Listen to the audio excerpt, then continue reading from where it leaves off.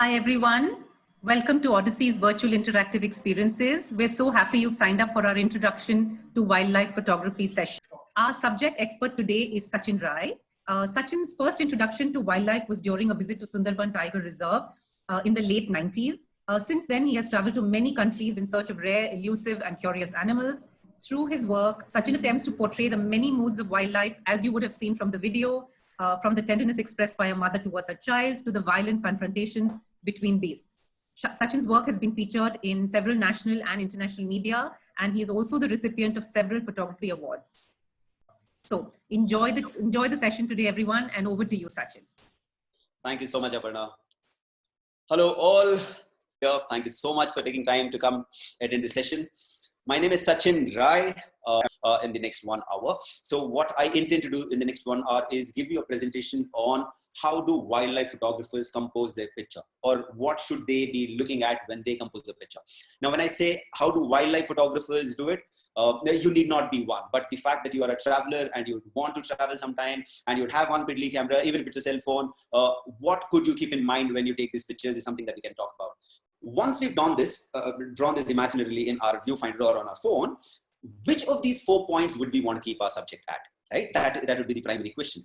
So one of the most common rules after the rule of third is called the sense of direction. Sense of direction says that you want to give space on the side where the subject is looking at. So if I am looking like this, if you all can see my face also in the corner, guys, if I am looking like this, you'll have to have more space here and less space here. So your frame should be like this. But the moment I turn like this, your frame should be. So you give more space where the eye is looking towards. That is called sense of direction. So go eye level.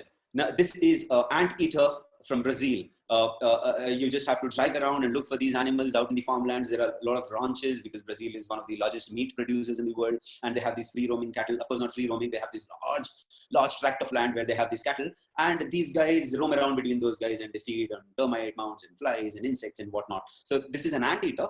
Now it's always better if you go to the level of the animal or the subject and take a picture as opposed to standing down. So if it's a pet also, I would prefer you not stand and take an angle like this. Go lower, kneel down, sit on the floor, go to the level of the animal and then take a picture. It's far more appealing. So though there is an entire absolute empty space in front of it, which I want because it's sense of direction also, but I've deliberately kept it to the corner because I do not want to include more body parts where I cannot accommodate the entire animal. In this case, I couldn't have. I have used a 500 mm fixed focal length, which means I don't have the flexibility to zoom out. Option I have is change the lens and use a wider angle, which I have. But as a portrait picture, if I want to show, or a tight close-up picture I want to show, this is the picture I would choose. The front, the jelly will bounce off a lot of light and it will look like one. It won't look transparent at all because the transparent ball will reflect a lot of light. So I have used the light against the leaf so that you can actually see the tadpoles hatching inside. A backlit shot, which Africa is very, very famous for.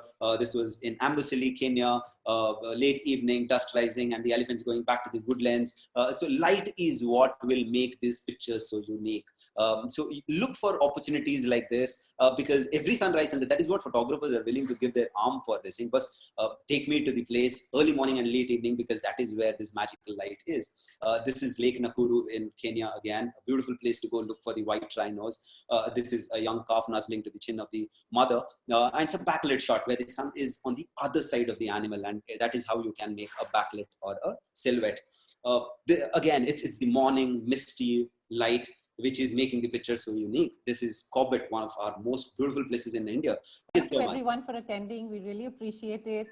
I think it was one of the most vibrant sessions we've had. So many Q&As. If your question was missed out, please feel free to email us because I know there were a lot and it was almost impossible to keep up with the number of questions there were. But thank you so much for asking them because this is what keeps the sessions really interactive. Right, so absolutely. Thank you for attending, and we hope to see you at many more of our sessions which we have coming up in August and September. Thank you. Thank you guys. Thank you so much.